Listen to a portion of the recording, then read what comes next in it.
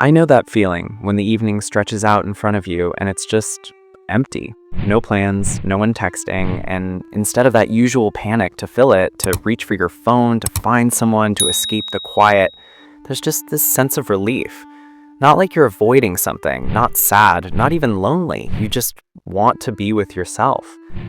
I don't know if I've always been this way or if I grew into it, but somewhere along the way I noticed that being alone stopped feeling like a void. It started feeling like coming back to something. Most people don't really get that. They project onto it. They assume if you're alone, you must be lonely. If you cancel plans to stay home, you must be hiding from something. If you genuinely prefer your own company, there must be something wrong that needs fixing.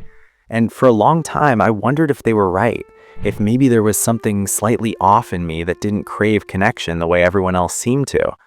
But here's the thing I've learned. The person who likes being alone isn't necessarily avoiding the world.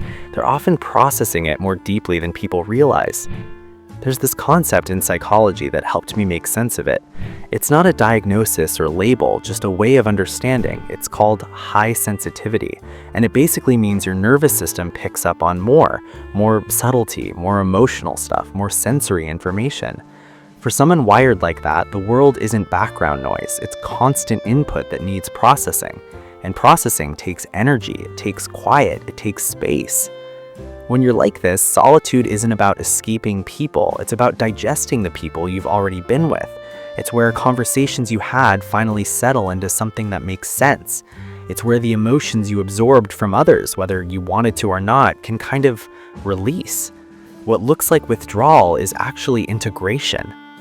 There's research about something called the default mode network in the brain, the part that activates when you're not focused on anything external. When you're alone, resting, letting your mind wander, that network lights up.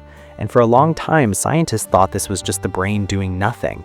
But now we know it's doing something essential. It's connecting dots, it's making sense of your life. It's weaving your experiences into a story. People who spend time alone aren't wasting time. They're letting their brain do its deepest work.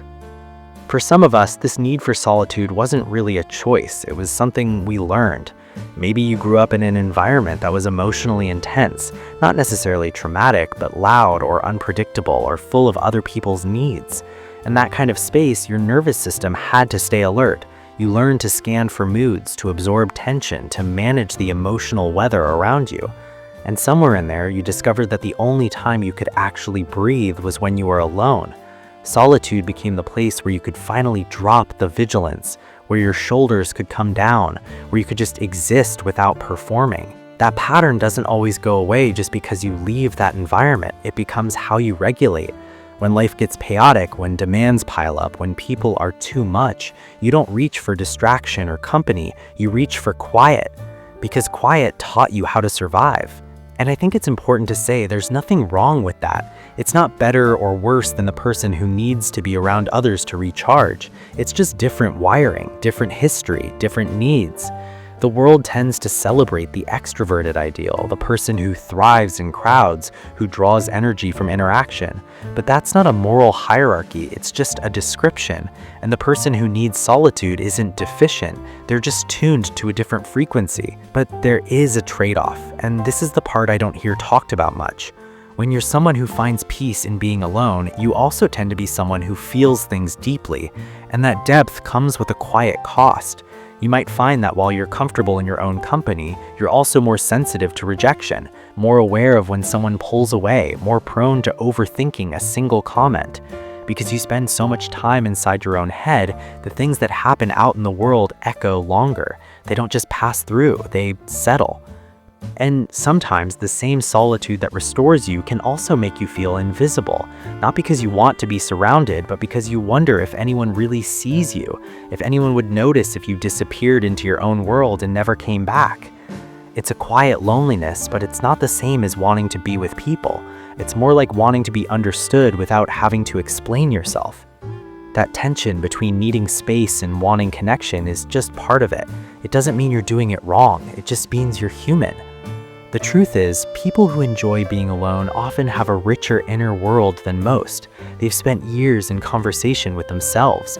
They've developed a kind of self-awareness that only comes from sitting with your own thoughts long enough to stop running from them. They know their own mind because they've had to live there, and that's not nothing. That's a form of intimacy that many people never reach. So if this is you, if you've ever felt misunderstood for wanting to be alone, if you've ever wondered why you need so much space when others seem fine without it, there's nothing broken in you. You're not antisocial, you're not hiding, you're not too much. You're just someone whose nervous system needs time to process the world, and that's a perfectly valid way to be. The quiet you return to isn't emptiness, it's where you become yourself again. If any of that landed for you, there's more to say about what happens when someone like you finally finds a connection that doesn't ask you to disappear, about the relationships that work for people who need solitude, not despite it, but because of it. But that's maybe for another time. For now, it's enough to know that the way you are makes sense, and you're not alone in that.